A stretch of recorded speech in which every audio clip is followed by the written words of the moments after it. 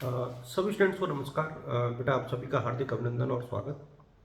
और इस वीडियो में मैं आप लोगों के साथ डिस्कस करूंगा पीटीईटी और एचटीसी दोनों की एग्जाम्स के रिगार्डिंग। एचटीसी के फॉर्म कब तक आ सकते हैं, पीटीईटी के फॉर्म भरे जा रहे हैं, इसकी तैयारी कैसे करें, कहाँ से करें, इन चीज़ों को लेकर के सारा डिस्कशन रहेगा। सब्जेक्ट का चयन कैसे करें, मिनिमम क्वालिफिकेशन क्या रहती है, तो ये बहुत से सवाल हैं जिनके जवाब मैं देना चाहूँगा।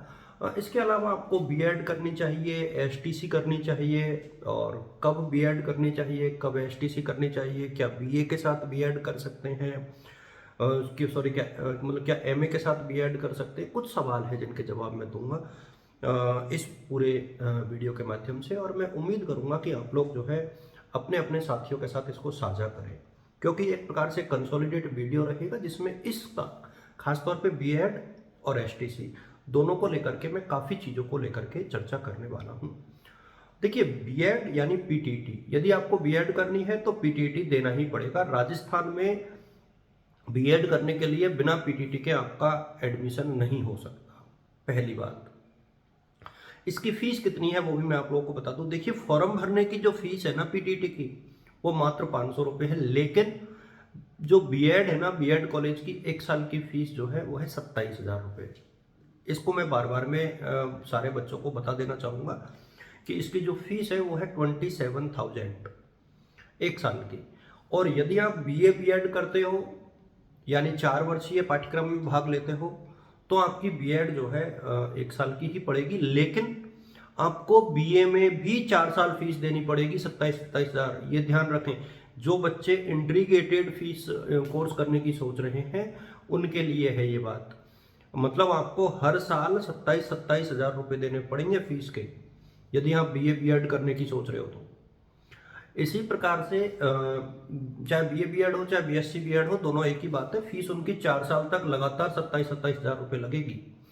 यदि आप सिंपल 2 वर्षीय बीएड करते हो तो आप लोग जो है इसके लिए बीए के बाद या बीएससी के बाद या बीकॉम के बाद पीटीटी का टेस्ट दीजिए और 2 साल की बीएड कीजिए, तभी भी आपकी फीस यही लगेगी। अच्छा, आखिरी जो डेट है ना वो बढ़ा करके फिलहाल 15 तारीख कर दी गई है, इसी महीने की 15 अप्रैल कर दी गई है। पहले ये 5 थी, तो इस तिथि में एक परिवर्तन हुआ है। तो जिन बच्चों ने अभी तक फॉर्म नहीं भरा है वो लोग फॉर्म भर दें। और एचटीसी के जो फॉर्म है उसमें अभी पिछले साल की प्रवेश प्रक्रिया चल रही है। संभवतया इस महीने के आखिर तक आप लोगों के जो एचटीसी है उसका उसके भी फॉर्म जो है आ जाएंगे बीएचटीसी के। और बीएचटीसी का जो पेपर होता है ना वो भी संभवतया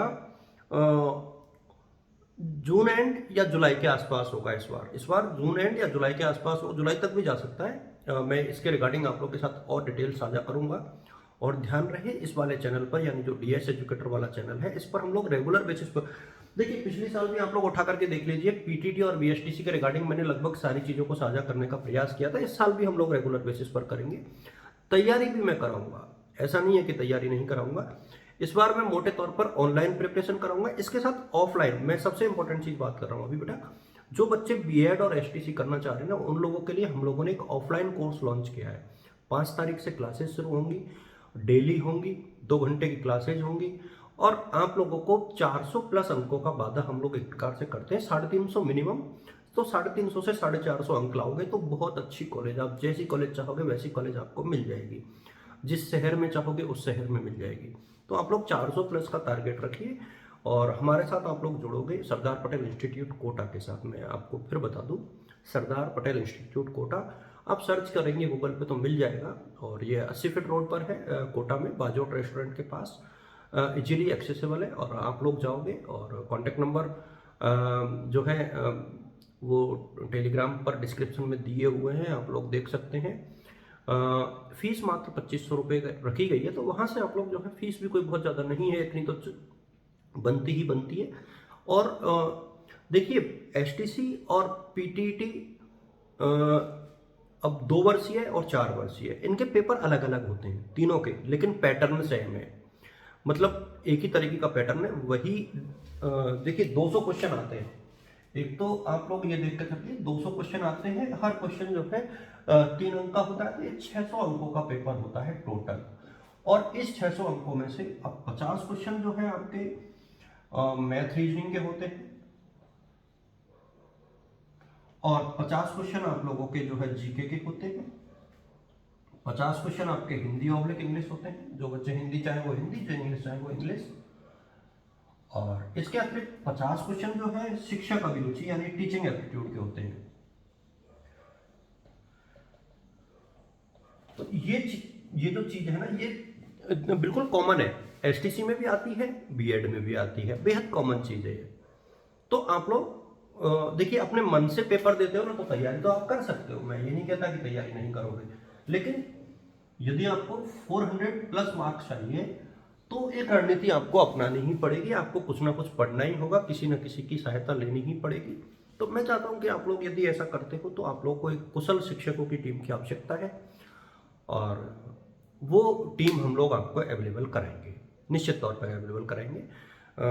रिटायर्ड कॉलेज के प्रोफेसर्स जिसमें आपकी टीचिंग करवाएंगे, करेंट इंजीनियर्स आपको मैथ रीजनिंग पढ़ाएंगे। तो एक टीम है जो आपको बहुत इफेक्टिव तरीके से पीटीटी की तैयारी करवाएगी, और मात्र 2 घंटे इसके साथ आपकी बीए की तैयारी या बीएससी की तैयारी के ऊपर कोई नेगेटिव इम्पैक्ट नहीं आएगा। ध्यान रहे इस चीज़ का, आप बीएड करोगे, बीएड की प्रिपरेशन करोगे, सिर्फ 2 घंटे आप लोग दीजिए।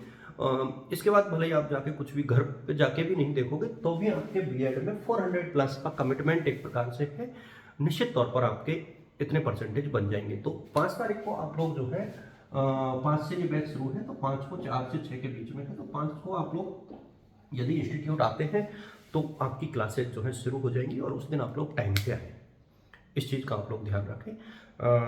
5 तारीख को आप लोग जरूर जो है 4 से 6 के बीच में इंस्टीट्यूट पर जाएं। ये एक प्रकार से उस दिन एक डेमो क्लासेज भी रहेगी, तो 2 दिन के लिए डेमो क्लासेज का अवसर आप लोगों को दे दिया जाएगा पीटीटी के लिए। तो आप लोग जाइए, एडमिशन लीजिए और पढ़िए।